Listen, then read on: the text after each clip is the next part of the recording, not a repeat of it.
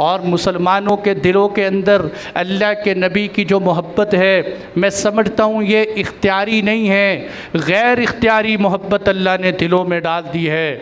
वरना बड़ी बड़ी कौमें गुजरी हैं जिन्होंने अपने पेशवाओं से बड़ी बड़ी बेरुखी इख्तियार की है। मुसलमानों के अंदर बज़ाहिर दीन से कितना भी दूर हो, बड़े से बड़ा गुनाहगार भी होते हैं, लेकिन दिल के अंदर अल्लाह के नबी की मोहब्बत छाई होती है।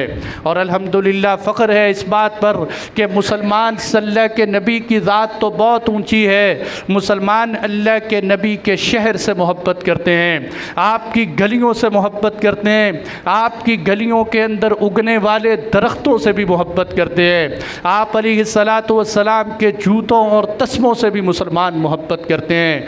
क्यों मुसलमानों का दिल दुखाया जाता है? और मेरे दोस्तों, इस तरह की ये गलीज़ हरकतें और इस तरह की नाकाबिले बर्दाश्त हरकत क्यों होती हैं? इसकी मेरे ख़्याल में जो नाक़िस वजह है वो ये है कि मुसलमानों को एक टेस्टर लगाकर चेक किया जाता है कि मुसलमानों का ईमान कितना है, इनके लीडर कितने हैं। मेरे दोस्तों, हमारी सियासत, क़यादत, हुकूमत तो जहाँ जानी थी चली गई, लेकिन आज मुसलमानों के पास अल्लाह के नबी का सिर्फ़ एक आखिरी सहारा है जो बड़े से बड़े गुनाहगार मुसलमान के पास है। ये जालिम उस सहारे को छीन लेना चाहते हैं। और देखते हैं कि आज मुसलमानों के अंदर कितनी की ईमानी गैरत है, और बार बार इस तरह की हरकतें करके ये बताना चाहते हैं कि मुसलमान ये समझें कि ये तो रोज़ाना होता रहता है, ये हमारी ज़िंदगी का एक मामूल है, कोई बात नहीं, पहले भी हुआ था फिर हो गया।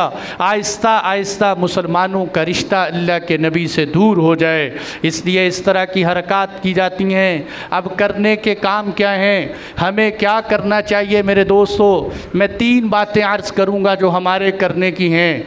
नंबर 1 बात, हमें हमारे करने की बात क्या है? सबसे पहली बात यह है कि हम अपनी ज़िंदगियों को, अपने अखलाक को अल्लाह के नबी का अक्स बनाएं। आप अलैहिस्सलातु वस्सलाम की ज़िंदगी को अपनी ज़िंदगी में लाएं। ये दुश्मनाने इस्लाम जितना हमें अल्लाह के नबी से दूर करना चाहते हैं, हम अल्लाह के नबी के उतना और करीब होते चले जाएं। सबसे पहला काम करने का ये है। दूसरा काम करने का क्या है मेरे दोस्तों? दूसरा काम करने का ये है कि इस मुल्क के अंदर, बल्कि पूरी दुनिया के अंदर खिलाफत राशिदा का निज़ाम कायम होना चाहिए। जब तक खिलाफत राशिदा का निज़ाम कायम नहीं होता, उस वक़्त तक इस तरह की हरकतें होती रहेंगी। अगर खिलाफत राशिदा का निज़ाम नाफिज हो जाए तो पाकिस्तान तो क्या, दुनिया के किसी कोने के अंदर किसी इंसान की ये जुर्रत नहीं हो सकती कि वो पैगम्बर की शान में कुछ कहे। तो नंबर 2 क्या है कि पैगम्बर के लाए हुए 4 खुलफा खिलाफत राशिदा का निज़ाम नाफिज किया जाए। और तीसरी बात जो मेरे और आपके हुक्मरानों के लिए है वो ये है कि नंबर 1, हमारे हुक्मरानों को चाहिए कि इतनी बड़ी और इतने बड़े पैमाने पर अल्लाह के नबी की गुस्ताखी हो, सिर्फ चंद ट्वीट करके मुजम्मत के कह दे, या असम्बली के फ्लोर के ऊपर खड़े होकर चंद मुजम्मत के बयान दे देने से कुछ नहीं होता।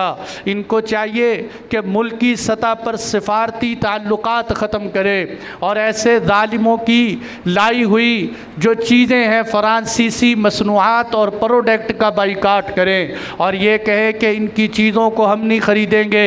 ये कम अज़ कम ईमानी गैरत का तकाज़ा है मेरे दोस्तों कि आप अलैहिस्सलातु वस्सलाम की मोहब्बत में इतना कर सकें। और रही बात मेरी और आपकी, मैं और आप जब तक इन मसनूआत पे पाबंदी लगे बहुत अच्छी बात है, अगर ना भी लगे तो हम ये अहद करें कि हम अपने पैगम्बर की मोहब्बत के अंदर तलाश करेंगे, तहकीक करेंगे कि कौन सी मसनूआत फ्रांसीसी हैं, हम उनको खाने से परहेज़ करेंगे, हम उनको फ़रोख्त करने से परहेज़ करेंगे।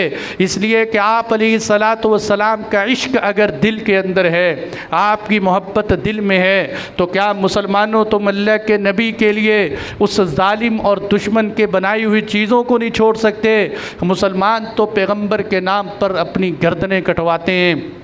तो नंबर एक, ये अहद करके उठें और सोशल मीडिया इस्तेमाल करने वाले मुसलमान सोशल मीडिया के ऊपर इसके ख़िलाफ़ आवाज़ उठाएं और आपस में ये अहद करके उठें। यहाँ से या उलमा ने भी मजमूई तौर पर फ़ैसला किया, इसलिए मैंने आज ये जुमा भी पढ़ाया कि पूरे मुल्क के अंदर नामूसे रिसालत के जुमे पढ़ाए जाएँ ताकि ये आवाज़ पूरी दुनिया की सतह तक जाए। ये ना सोचे कि मैंने अगर मसनूआत ख़रीद ली या ना ख़रीदी तो मेरी वजह से क्या होगा।